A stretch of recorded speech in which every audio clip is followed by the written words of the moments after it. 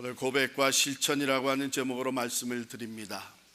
신앙 성장은 두 개의 노로 배를 젓는 것과 같습니다. 한쪽의 노는 의식화이고, 즉 성경 말씀을 통한 깨달음입니다. 또 다른 쪽의 노는 생활화입니다. 즉 깨달아 알게 된 것을 생활에 옮겨 놓는 것입니다. 만약 한쪽의 노만 젓는다면 앞으로 전진하지 못하고 그 자리에서 맴돌게 됩니다. 이 의식화와 생활화가 함께 가야 됩니다. 말씀의 진리를 마음으로 받아들이고 입으로 고백하는 이 의식화, 또 자신이 고백한 대로 순종하며 실천하는 생활화, 이것이 함께 갈 때에 우리는 신앙의 성장을 이루며 예수 그리스도를 닮아가는 실제적인 열매를 맺을 수가 있습니다. 오늘 본문 말씀은 이때로부터로 시작이 되는데요, 이 구절은 그 고백과 실천 사이 한가운데 놓여 있는 구절입니다. 먼저 그 앞서 나온 고백의 내용을 살펴볼까요? 16장 13절 보면 예수님이 이렇게 제자들에게 묻습니다. 사람들이 인자를 누구라 하느냐? 사람들이 인자를 누구라 하느냐? 다른 사람들이 예수 그리스도에 대해서 말하는 것, 그것을 우리는 고백이라고 말하지 않습니다. 그것은 견해입니다. 각자가 가지고 있는 견해, 거기에 따라서 답이 나오는데, 더러는 세례 요한, 더러는 엘리야, 어떤 이는 예레미야나 선지자 중에 하나라 하나이다. 다양한 견해가 있었습니다. 여러분, 우리도 이런 식으로 대답할 수 있어요. 예수 그리스도가 누구시냐? 2000년 전 팔레스타인 땅에서 태어나 소외된 사람들 편에 서서 훌륭한 사역을 감당하고 뛰어난 인격과 고귀한 가르침을 주신 위대한 성자다. 견해 중에 하나입니다. 그러나 주님은 연이어 물었습니다. 너희는 나를 누구라 하느냐? 제자들에게 물었어요.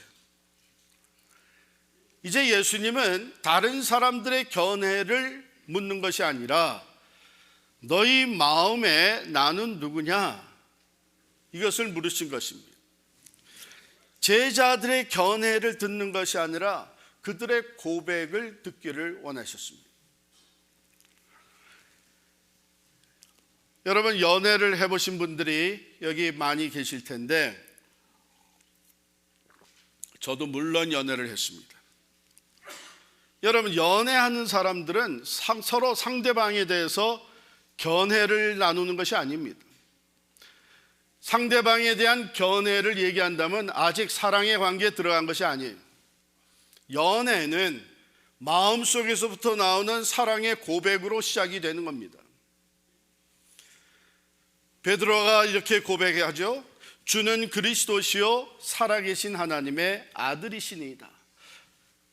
예수 그리스도 당신은 나의 구원자이시며 하나님의 아들로서 나의 주인이십니다. Savior and the Lord. 이것이 그의 고백적인 답이었습니다. 진정한 신앙생활은 견해가 아니라 고백으로 시작됩니다. 진정한 교회 봉사는 교회에 대한 견해를 가지고 하는 것이 아니라 교회를 사랑하는 고백을 가지고 하는 것입니다. 하나님의 사역에 동참하는 것, 전도와 선교하는 것은 하나님에 대한 견해와 전도나 선교에 대한 견해를 가지고 하는 것이 아니라 영혼을 사랑하는 마음의 고백을 가지고 하나님을 사랑하는 고백을 가지고 하는 것이 전도와 선교입니다. 때로는 우리가 견해를 가지고 하나님의 일을 하고 교회 봉사하겠다고 하는데 그거 오래 못 갑니다. 사람의 견해는 쉽게 바뀝니다. 그러나 예수 그리스도 안에서 개인적인 만남이 이루어지고, 그리하여 내가 예수 그리스도가 내 구주요 살아계신 하나님의 아들이라고 하는 고백이 있을 때에, 그때의 진정 신앙생활이 시작이 됩니다. 혹시 여러분들 가운데 아직 교회는 나오지만 예수 그리스도에 대한 고백이 없이 그저 견해만 가지고, 이렇게도 얘기하고 저렇게도 얘기하고, 이런 사람도 있고, 견해를 가지고 나오는 분이 계시다면, 제가 간절히 소원하는 것은 어느 순간인가 여러분들의 견해가 개인적인 예수님을 향한 고백으로 바뀌어지기를 간절히 축원합니다.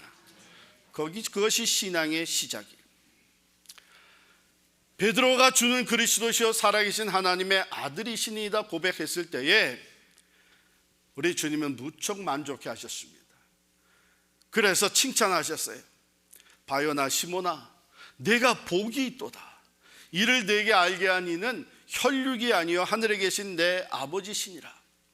그리고 새로운 비밀을 말씀하십니다. 16장 18절인데요 너는 베드로라, 내가 이 반석 위에 내 교회를 세우리니 음부의 권세가 이기지 못하리라. 또 하나의 비밀을 말씀하십니다. 새로운 공동체, 즉 예수의 몸된 교회를 이 땅에 세우실 것을 말씀하시고, 그 교회가 능력을 가지고 어둠의 권세를 물찌르게 될 것이고, 하나님의 약속이 교회를 통해서 성취될 것이고, 그 교회에 하나님의 권위가 주어지는 것을 말씀을 하셨어요. 이것이 고백적인 차원의 일이었습니다. 이때로부터 그 다음에 나오는 얘기는 실천적인 문제입니다. 그런데 여기에 충격적인 사건이 펼쳐집니다. 그렇게 위대한 고백을 해서 칭찬을 받고 새로운 약속을 받을 수 있었던 이 베드로가 이제는 엄청난 책망을 받습니다. 사탄아 내 뒤로 물러가라. 예수님이 베드로를 향해서 사탄아 내 뒤로 물러가라고 하신 이유가 무엇입니까?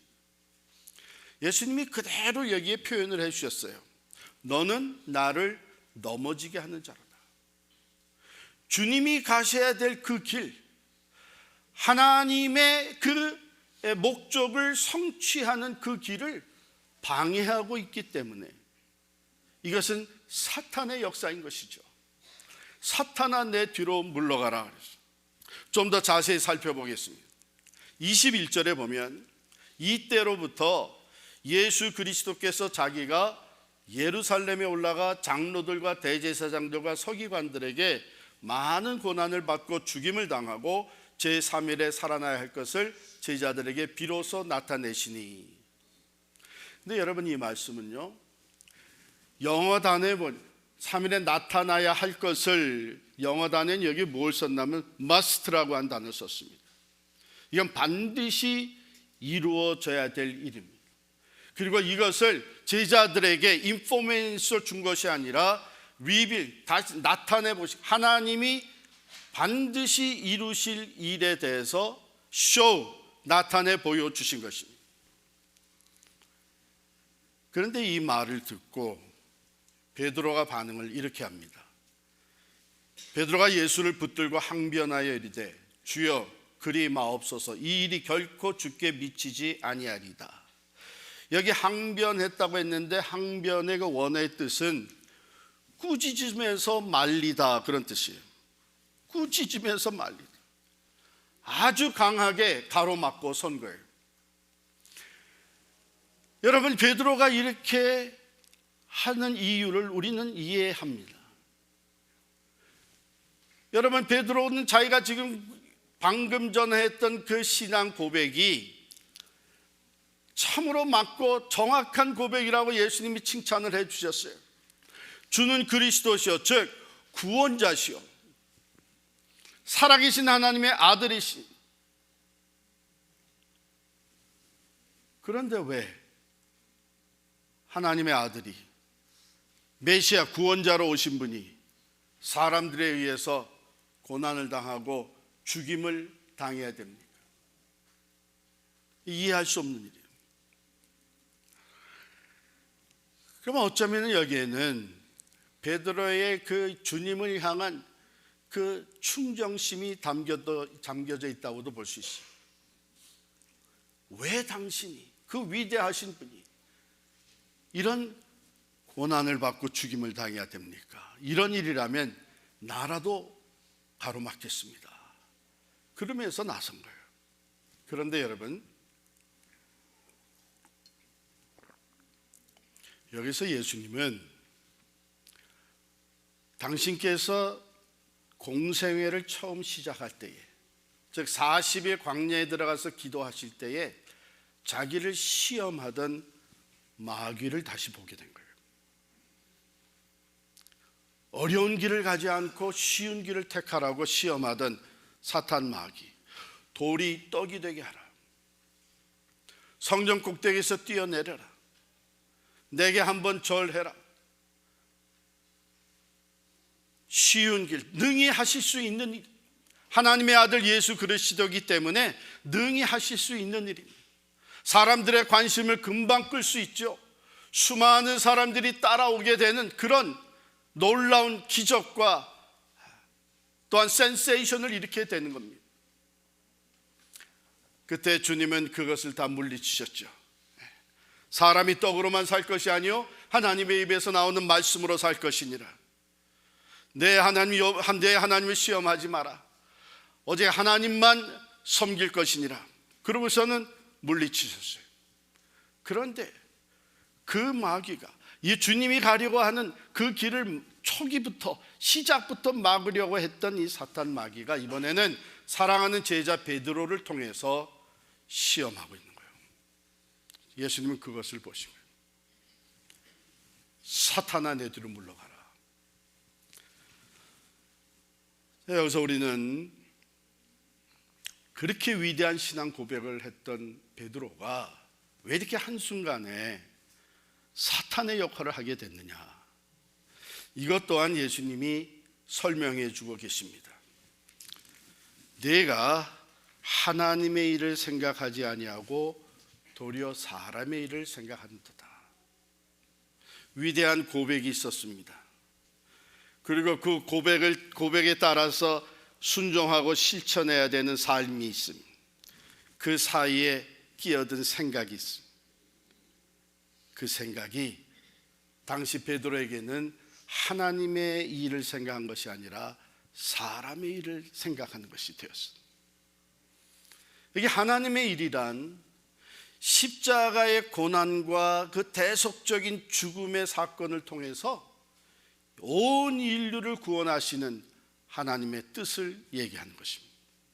사람의 일이란 그런 십자가의 고난과 죽음이 없이 영광만을 바라보는 것이 사람의 일이었습니다.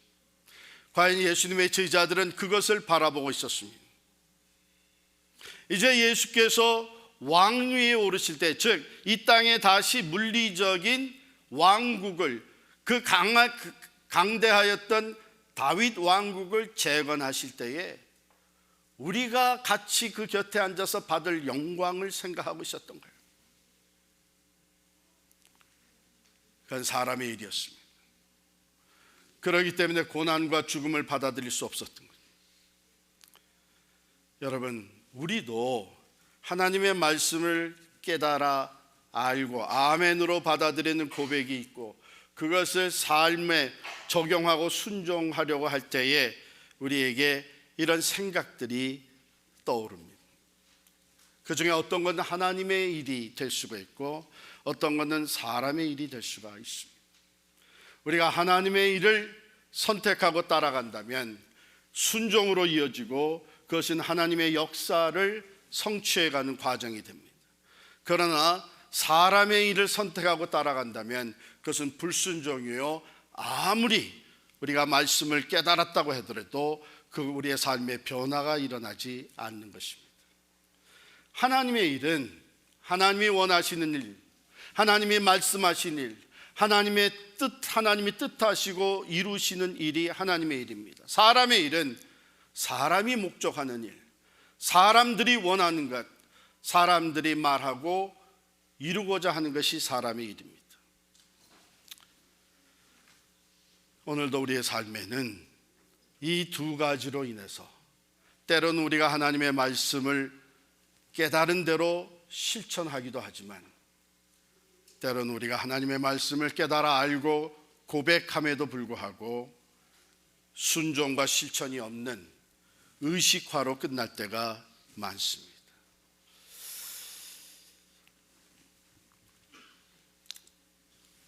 나를 통해서 하나님이 이루고자 하시는 일이 뭐냐? 이건 하나님의 일을 생각하는 것입니다. 하나님을 통해서 내가 얻을 것이 뭐냐? 이것은 사람의 일을 생각하는 것입니다.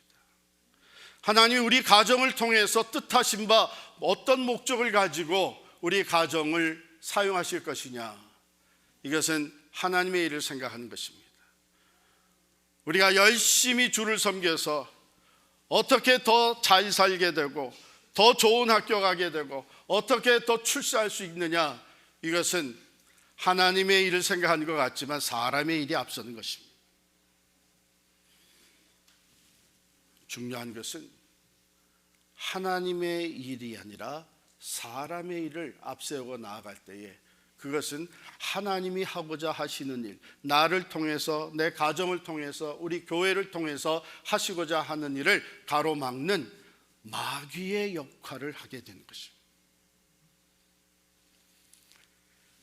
그런데 사실 쉽지는 않습니다. 저는 이번에 한국을 방문하고 오면서 열흘 동안 참 많은 곳을 다니고 또 집회도 인도하고 통역도 하고 그랬는데 기대 이상으로 좋은 결과들을 얻게 되었습니다. 가는 곳마다 한국에 이제 다음 세대를 일으켜야 된다고 하는 이 긴박감 속에서 말씀의 은혜와 도전이 있었고, 거기에 응답하는 젊은이들이 내가 어떻게 헌신할 수 있을지, 어떻게 브루클린 뉴욕까지 와서 그 메트로월 차일드의 그 훈련을 받고 다음 세대를 일으키는 데 쓰임 받을 수 있을지 이렇게 문의하면서 아마도 꽤 여러 학생들이, 대학생들이 또 신학생들이 오게 될 것 같아요.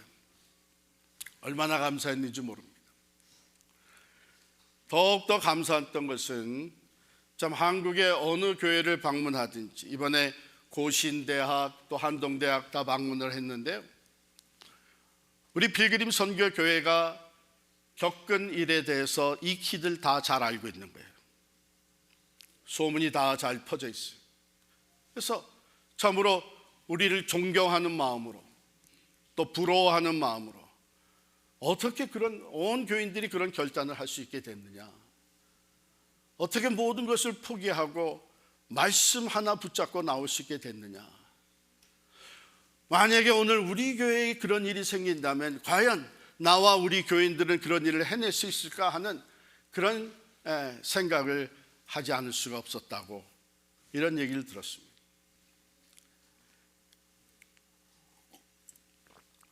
방문을 마치고 돌아오면서 비행기 안에서 저는 두 가지 생각에 가득 잠기게 됐죠. 하나는 말할 수 없는 감사입니다.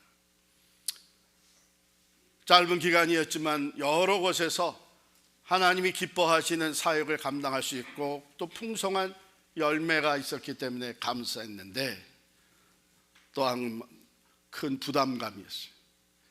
수많은 교회들, 수많은 성도들이 우리 필그림 교회에 대한 얘기를 듣고 우리를 바라보고 있는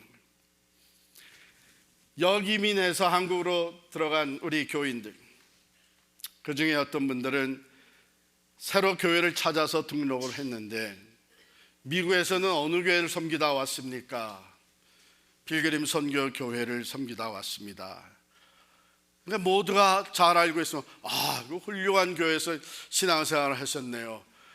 그러면서 이렇게 바라보는 눈길이 큰 기대감으로 바라보기 때문에 부담이 됐었다는 거예요. 야, 우리 여기서 신앙생활 제대로 못하게 되면은 교회가 욕먹겠다. 바로 그런 부담감을 가지고 제가 돌아온 것이죠. 하나님이 우리 교회의 그 영향력의 지위를 높여주셨어요. 이 영향력을 우리가 어떻게 사용하지? 우리 자신들의 이름, 우리 자신들을 나타내 보이게 한 것이 돼서는 결코 안 되고, 우리를 이만한 영향력 있는 위치에 올려주신 하나님의 뜻이 무엇인지, 이것을 통해서 하나님이 받으실 영광이 어떤 것인지, 하나님이 행하실 일이 무엇인지를 우리는 깊이 생각해. 어떻게 보면 거룩한 부담감이죠. 분명히 하나님 우리를 사용하시기를 원하시고 우리에게 이미 영향력 있는 자리에 올려주셨는데, 이때 우리는 사람의 일이 아니라 하나님의 일을 생각해야 되는 그런 교회가 되어야 될 줄을 믿습니다. 그런데 때로는 우리가 하나님의 뜻과 생각을 잘 이해하기가 어렵습니다. 그래서 하나님께서도 이사야 55장에 보면 8절에 이는 내 생각이 너희 생각과 다르며 내 길은 너희의 길과 다름이니라. 여호와의 말씀이니라. 이는 하늘이 땅보다 높음같이 내 길은 너희의 길보다 높으며 내 생각은 너희의 생각보다 높으니라. 그 하나님의 높으신 뜻과 생각을 때로는 우리의 머리로 헤아릴 수가 없는 거예요. 사실은 베드로가 그런 상황이 아니었겠어요? 그리스도요, 구원자로 오셨고 살아계신 하나님의 아들인데 어떻게 그 하나님의 아들이 그 고난을 받고 죽임을 당해야 되는지, 이것은 머리로 헤아릴 수가 없었던 것이 분명합니다. 그러나 그게 익스큐스가 될 수는 없습니다. 왜냐하면 진정 베드로가 자신이 고백한 대로라면 주는 그리스도시요 살아계신 하나님의 아들이시니이다. 그런데 자기가 이해하고 받아들이기 어려운 말씀을 주셨다면, 이제 예루살렘에 올라가서 고난을 받고 죽임을 당하시고 사흘 만에 다시 살았다. 그렇다면 그 고백에 근거해서 이 말씀을 내가 이해는 못하지만 이 말씀을 따라 순종할 수 있도록 도와주십시오. 이 말씀의 뜻이 무엇인지 내가 헤아릴 수 없으니 깨달을 수 있도록 가르쳐 주십시오. 이런 식으로 반응했어야 하는 것이 마땅하죠. 그런데 하나님의 일을, 왜 하나님이 이렇게 일을 하시는지 그 생각을 앞세우지 아니하고 사람의 생각과 판단을 앞세워서 이런 일은 도무지 있을 수 없습니다, 이 일이 주께 미치지 아니할 것입니다, 이런 가운데 그가 사탄의 역할을 하게 되었던 것이죠. 고백과 실천이 함께 갈 때 진정한 변화와 신앙의 성숙이 이루어집니다. 저는 요즘 종종 이런 생각을 합니다. 제가 1987년에 신학교를 졸업하고 오늘까지 근 36년을 목회를 하고 있습니다. 여러분, 지난 36년 동안 제가 설교를 몇 번 정도 한 것 같습니까? 제가 가만히 그냥 얼음 잡아서 일주일에 한 주일 예배, 새벽 예배, 주중 모임, 그리고 또 신방, 작고 큰 모임에 간단하게 말씀을 전하는, 이것을 그저 적게 잡아서 일주일에 한 6번은 설교를 하는 거예요. 그러면 1년을 50주를 잡으면 그게 몇 번이에요? 300번이에요, 1년에. 그리고 36년을 곱하면 10,000번이 넘어갑니다. 지금 생각해보면 그거 어떻게 다 했나 모르겠어요. 만약에 시작할 때 앞으로 내가 10,000번 넘게 설교를 해야 된다 그러면 포기할지도 몰라요. 근데 문제는 뭐냐면 내가 그렇게 많이 하나님의 말씀을 전했는데 내 삶은 얼마나 변화가 됐나.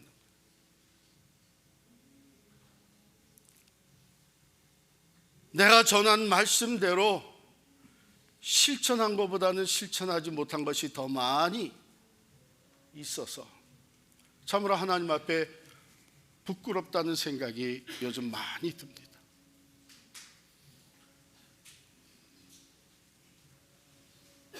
여러분은 얼마나 신앙생활을 해오고 있나요? 평생 신앙생활을 해오셨습니까? 여러분이 신앙생활을 했는 그 횟수를 여러분 돌아보면 참 많이 하나님의 말씀을 듣고 깨달으시고 또 적지 않게 결단을 하셨을 것입니다. 아멘. 그렇습니다. 내가 그렇게 살아야 되겠다고 깨닫고 또 고백한 순간들이 헤아릴 수 없이 많을 겁니다. 근데 여러분들의 삶은 얼마나 변화되어 있습니까? 예수 그리스도를 닮은 모습이 얼마나 나타나 보여집니까? 깨달음은 많았지만, 고백은 했지만 그대로 실천하지 못한 것 너무나 많이 생각합니다. 참으로 이제 남은 삶이라도 하나라도 더 깨닫고 고백한 대로 순종하고 실천해야 되겠다는 다짐을 해봅니다. 여러분, 이러한 우리의 문제가 어디에 있나요? 깨닫고 그 다음에 그것을 삶으로 옮겨 놓으려고 하는 그 사이에 떠오르는 우리의 생각입니다. 거기에 문제가 있는 거예요. 이웃을 사랑하라고 하는, 내 몸과 같이 사랑하라고 하는 이 말씀이 하나님의 명령이요 가장 귀한 가르침이라는 것을 깨닫고 사랑하기로 결단을 하고 고백을 했지만, 그것을 삶으로 옮겨 놓으려고 할 때에 내 자존심이, 내 인색함이 떠오릅니다. 나도 이제는 그리스도의 몸된 교회를 사랑하여 섬기고 봉사해야 됐다는 깨달음과 결단이 있었지만, 그것을 삶으로 옮겨 놓으려고 할 때에 내가 시간이 없어서, 내가 가진 것이 없다고, 이만한 별로 가진 것도 없는데 헌신하고 드린다는 것이 내게 어떤 유익이 되겠느냐? 봉사하는 것보다는, 봉사하게 되면 이런저런 이유로 다른 사람들의 구설수에 오르내리기 쉽고, 그래서 섭섭한 마음, 상처받는 일들이 생기는데, 이런 생각들이 떠오릅니다. 여러분, 이런 떠오르는 생각을 우리가 잘 분별해야 됩니다. 이게 지금 하나님 중심의 생각인가, 아니면 사람 중심, 나 중심의 생각인가? 하나님 중심으로 생각해서 어쨌든 나도 헌신하고 봉사하고 이제는 사역에 참여해야 되겠다는 마음이 있었다면 그건 하나님이 기뻐하시는 생각이죠. 그러나 괜히 구설수에 올라오르고 이런저런 그 평가와 비난의 대상이 된다는 것이 무슨 유익이 되겠느냐 하게 되면 그 나 중심의 생각입니다. 여러분, 그렇기 때문에 우리가 깨달은 것을 삶에 실천하고 순종하려는 그 사이에, 오늘 예배를 마치고 나아가는 그 사이에, 삶으로 돌아가는 그 사이에 우리 가운데서 떠오르는 그 생각을 여러분, 우리가 잘 분별해야 됩니다. 거기에서 하나님이 나를 통해서 하시고자 하신 생각을 붙잡게 되면 하나님의 일을 성취하고, 그 가운데서 비록 어려움과 고난이 있지만 내 삶의 변화가 일어나는 열매를 보게 되지. 그러나 반대로 여전히 나 중심으로 안일함과 편안함과 또한 내게 이익되는 생각을 앞세우고 나가게 되면 그것은 하나님이 여러분들을 통해서 하시고자 하시는 일을 가로막는 마귀의 역할이 되는 것입니다. 뭐 그게 그렇게까지 얘기할 거 있습니까? 그렇습니다. 여러분, 영적 전쟁이라는 것은 이렇게 작은 일에서부터 시작이 되는 겁니다. 그렇기 때문에 예수님은 그렇게 사랑하는, 또 위대한 고백을 한 베드로이지만 단호하게 그를 책망하십니다. 사탄아, 내 뒤로 물러가라. 너는 나를 넘어지게 하는 자다. 내가 하나님의 일을 생각하지 아니하고 사람의 일을 생각하는 듯다.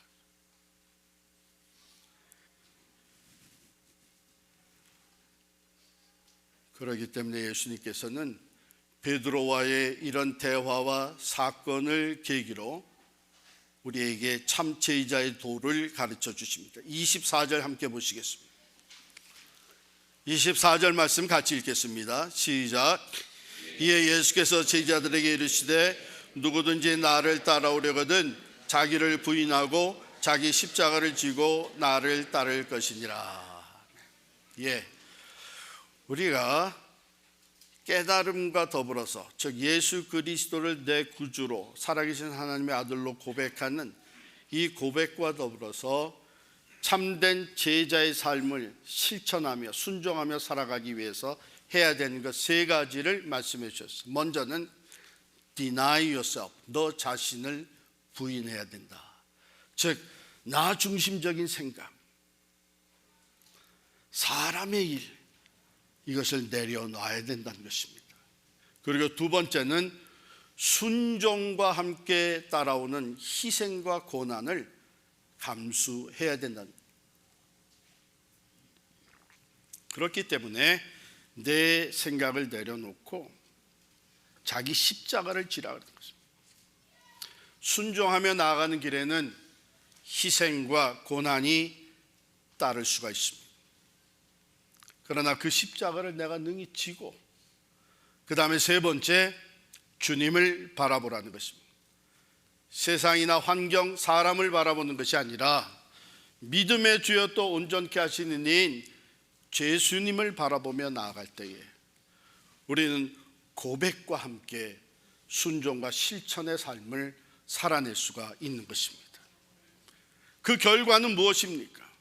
하나님의 일이 성취되면서 우리에게는 가장 중요한 구원의 역사가 주어집니다. 25절 말씀이죠. 누구든지 제 목숨을 구원하고자 하면 잃을 것이요 누구든지 나를 위하여 제 목숨을 잃으면 찾으리라. 사람이 온 천하를 얻고도 자기 목숨을 잃어버리면 무엇이 유익하리요? 그렇습니다. 참 생명, 영원한 생명이 우리에게 주어지는 구원의 역사가 순종의 삶을 통해서 나타나는 것입니다. 뿐만 아니라 영원한 영광에 이르게 될 것을 말씀하시죠. 인자가 아버지의 영광으로 그 천사들과 함께 오리니 그때 각 사람이 행한 대로 갚아줄 것이다. 하나님의 영광을 위하여 희생하고 자기 십자가를 따랐던 사람들에게는 그 영광에 동참하는 상급이 주어집니다. 그러나 자기의 영광을 위해서, 자기의 안위를 위해서 순종하지 아니하고 사람의 일을 선택한 사람에게는 심판이 따르게 된다는 것입니다. 그리고 말씀하시기를 진실로 너희에게 이르노니 여기 서 있는 사람 중에 죽기 전에 인자가 그 왕권을 가지고 오는 것을 볼 자들도 있느니라. 성경학자들은 그 다음에 나오는 변화산상에서 예수님이 광채나는 모습으로 영광의 모습으로 변화되고 옆에 모세와 엘리야가 함께 있는 이 영광의 모습을 본 세 제자 베드로와 야고보와 요한에 대한 얘기라고 설명을 합니다. 그러나 이것만은 아닙니다. 우리가 이 땅에서도 우리가 살아있는 동안에 왕권을 가지고 우리의 삶을 다스리시는 그 예수 그리스도 안에서 우리가 순종하며 나아갈 때에 세상이 주지 못하는 참된 평화와 자유함이 주어지고 하나님의 다스림이 우리와 함께 하기 때문에 어둠의 권세를 물리치고 승리하는 삶을 경험하게 되는 것입니다. 사랑하는 성도 여러분,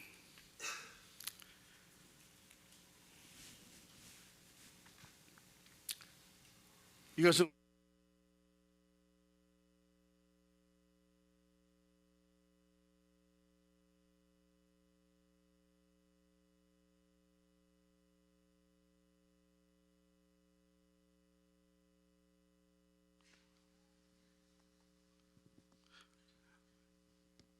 패러디가 나왔어요? 됐어요? 바보들은 항상 결심만 한다 하는 책. 그런데 원래 그 책 제목이 원래 영어 제목 그게 아니에요. 원래 제목은 Change is everybody's business라는 거죠. 모두가 다 변화를 원한다는 거예요. Change is everybody's business. 근데 그걸 한국말로 책을 번역하면서 바보들은 항상 결심만 한다. 아주 이렇게 자극적인 제목으로 바꿨는데 저는 이 제목을 별로 좋아하지 않습니다. 우리가 바보라서가 아니라 우리가 결심만 하고 실천하지 못하는 것은 바보라서가 아니라 우리가 연약하기 때문에, 우리의 믿음이 부족하기 때문에. 하지만 그대로 순종하지 못하고 실천하지 못하는 것은 우리에게 염려와 두려움과 불안함이 앞서기 때문에. 사랑하는 성도 여러분, 하나님은 우리의 부족하고 믿음 없음을 불쌍히 여기십니다. 그렇기 때문에 지금 여러분이 내가 예수님에 대한 믿음의 고백대로 또 깨달음대로 이것은 실천을 해야 되는데 실천하지 못하고 있는 것이 있다면, 즉 고백과 실천 사이에서 갈등하고 있는 문제 있다면 거기가 바로 기도의 자리가 되어야 됩니다. 하나님, 나를 도와주세요. 내 믿음이 부족한 것을 불쌍히 여겨주십시오. 내가 고백을 하고 깨달아서 실천하기를 원하지만 걱정과 두려움이 앞섭니다. 주님, 나를 긍휼히 여겨주시고